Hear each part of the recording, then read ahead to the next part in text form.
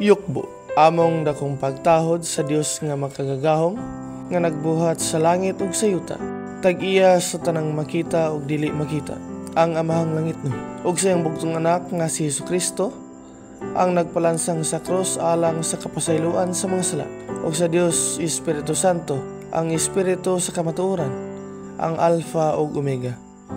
Uban sa tanang mga balaan, sa mga kirubines ug serapines ug mga manlunda ug sa mga kalag. Ingon man usab sa mga katawhan sa tibuok kalibutan, labi na sa nagsubaybay sa among YouTube channel, Facebook page ug website. Ang grasya ug panalangin sa Ginoo mag-aabot kanatong tanan.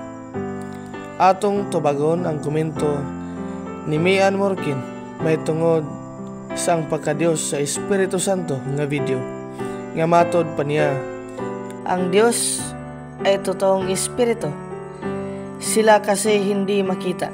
Ngunit ang ikatlong persona sa Diyos ay babae at siya ang Diyos na ina. Blessed Virgin Mary. Salamat sa imong komento, ma'am. Among ipasabot sa imo, una sa imong giingon nga ang Diyos dili makita, pero para kanamo ang Diyos nagpakita ngadto sa mga tao nga iyang hing-uyunan o iyang kagustuhan nga magpakita siya. Ug kini iyang giklaro sumala sa Exodo kapitulo 6 bersikulo 3. Nagaingon, og ako mipakita kang Abraham, kang Isaac ug kang Jacob. Ingon nga Dios nga makagagahom sa tanan, apan matungod sa akong ngalan nga Jehovah, ako wala nila hiili. Iklaro niya nga siya mipakita ngadto kang Abraham, Isaac ug Jacob. Ang gasulti ana ang Dios nga makagagahom sa tanan. Daghan pa nga bersikulo nga sila magpakita sa tao nga takos ug angayan. Ikaduha, mahingod sa imong giingon nga ang ikatulong persona sa Dios babae ug mao kana si Biring Maria. Dili mi modawat ana. Nganuman, tungod kay dili mabasa sa Biblia nga babae ang Dios.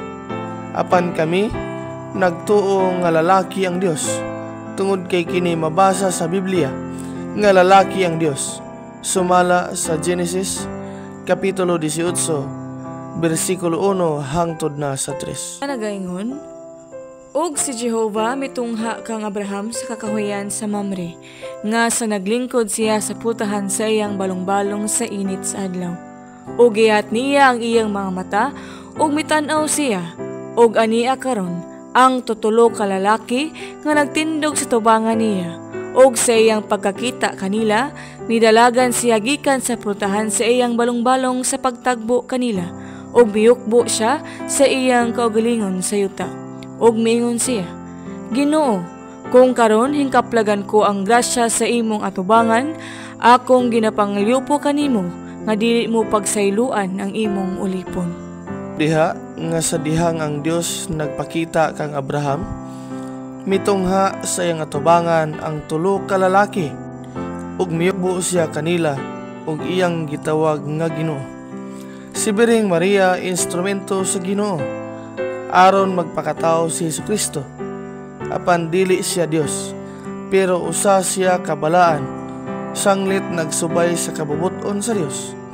Daghang salamat sa imong panahon. Aron masubaybayan ang video nga among ginahimo alang sa pagpatiyag may tungod sa mga balita, palihog og tan-aw sa among website www.angespiritusakamatuoran.com, og subscribe sa among YouTube channel, og react sa among Facebook page, ug kontak sa numero 0965-055-9024. Daghang salamat sa inyong panahon.